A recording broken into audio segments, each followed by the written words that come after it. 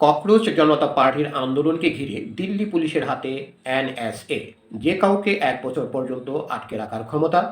তরুণদের আন্দোলন ঠেকাতেই কি পুলিশকে এই বিশেষ ক্ষমতা দেওয়া হলো? সিজেপির আন্দোলন কি ভারতের জাতীয় নিরাপত্তার জন্য হুমকি? কি বলছেন ভারতের বিশিষ্ট রাজনৈতিক ব্যক্তিরা?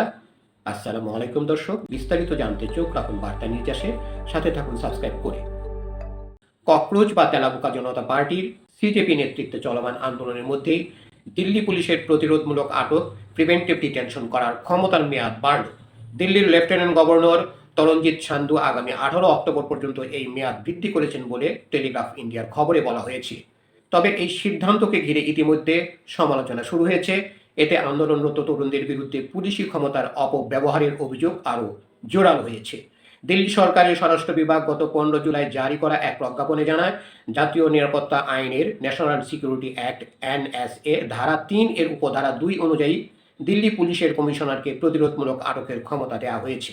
এই ক্ষমতা 18 অক্টোবর পর্যন্ত কার্যকর থাকবে। তবে দিল্লি পুলিশ জানিয়েছে এটি একটি নিয়মিত প্রশাসনিক সিদ্ধান্ত। পুলিশের দাবি, কিছু গণমাধ্যম বিষয়টিকে ভুলভাবে উপস্থাপন করে বলছে যে সিজিবির আন্দোলনকে দমনের উদ্দেশ্যেই এই ক্ষমতা দেওয়া হয়েছে। তবে বাস্তবে এটি প্রতি 3 মাস পর পর নিয়মিতভাবে নবায়ন করা হয়। দেশটির জাতীয় নিরাপত্তা আইন অনুযায়ী কেন্দ্র ও রাজ্য সরকার এমন ব্যক্তিদের আটক করতে পারে যাদের কর্মকাণ্ড ভারতের প্রতিরক্ষার জন্য ক্ষতিকর হতে পারে বলে মনে করা হয়। এই আইনের আওতায় 3 মাস থেকে সর্বোচ্চ 12 মাস পর্যন্ত কাউকে আটকে রাখা যায়।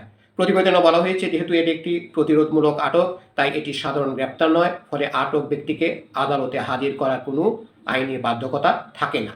দিল্লি সরকারের এক কর্মকর্তা জানান, 1980-এর দশক থেকেই এই ক্ষমতা দিল্লি পুলিশের কমিশনারের কাছে অর্পণ করা হয়েছে এবং প্রতি 3 মাস পর পর এর মেয়াদ নিয়মিতভাবে বাড়ানো হয়। বর্তমান পরিস্থিতিকে কেন্দ্র করে কোনো বিশেষ অনুরোধ করা হয়নি বলেও তিনি জানান।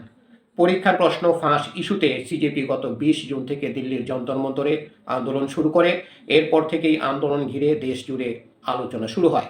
এদিকে এই সিদ্ধান্তকে কেন্দ্র করে কেন্দ্রীয় সরকারের সমালোচনায় সরব হয়েছে বিরোধী দলগুলো। এআইএমআইএম সভাপতি আসাদুদ্দিন ওয়াইসি বলেন, প্রধানমন্ত্রী এক কথা বলেছেন, কিন্তু তার সরকার দিল্লি পুলিশের কমিশনারকে জাতীয় নিরাপত্তা আইনের আওতায় মানুষকে 12 মাস পর্যন্ত আটক রাখার ক্ষমতা দিয়েছে। যন্তর মন্তরের আন্দোলন কি জাতীয় নিরাপত্তার জন্য হুমকি? তিনি আরও বলেন, দেশের প্রায় অর্ধেক জনগোষ্ঠীর বয়স 25 বছরের নিচে। যাদের ভবিষ্যৎ নষ্ট হয়েছে, সেই তরুণরা নিজেদের অধিকারের দাবিতে আন্দোলন করছে। অথচ মোদী সরকার তাদের জাতীয় নিরাপত্তার জন্য হুমকি হিসাবে দেখছে এবং তাদের বিরুদ্ধে এনএসএ প্রয়োগ করতে চাইছে।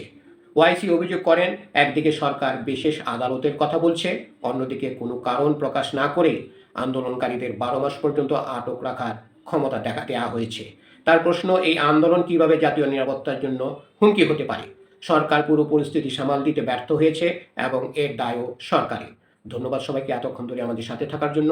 আরও সংবাদ পেতে আমাদের বার্তা নিউজ চ্যানেলটি সাবস্ক্রাইব করে আমাদের সাথেই থাকুন।